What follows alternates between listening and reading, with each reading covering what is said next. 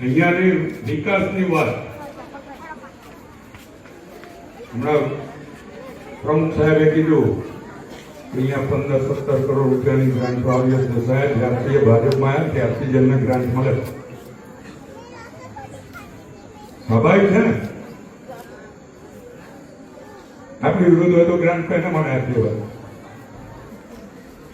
અહીંયા તો મીડિયા નથી આજે એટલે જરા બોલવાની થોડીક મજા આવે. તો મીડિયા હું ઉભો થઉં છું એટલે જો આ ચાલુ રહે કે ભાઈ બંધ કરી દે ને, આપણે લાઈવ કરવાની કોઈ જરૂર નથી.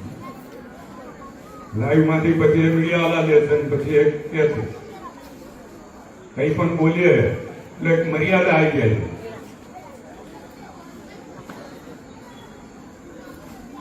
અને મર્યાદા ના હોય તો બોલવાની તમને સાંભળવાની મજા આવે.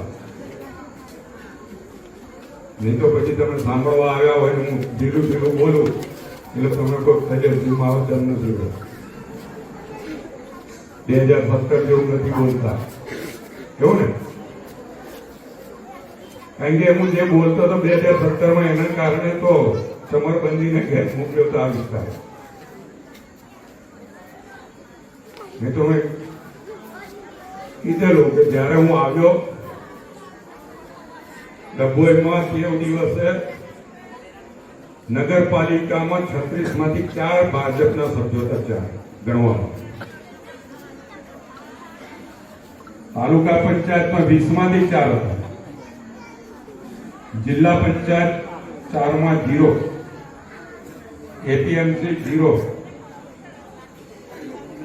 અને આવ્યો ત્યારે અહીંના લોકો એવું કહેતા તો ઉપર સેટિંગ થઈ ગયું છે અને હારવા માટે લઈ આવ્યા છે. એવું જ કહેતા હતા ને બધા કે હારવા માટે આવે. અને મેં પગ મૂક્યો હતો દર્ભાવતી નગરીમાં ત્યારે કીધેલું લોકો ડભોઈને દુબઈ બનાવવા માંગે છે, હું દર્ભાવતી બનાવવા.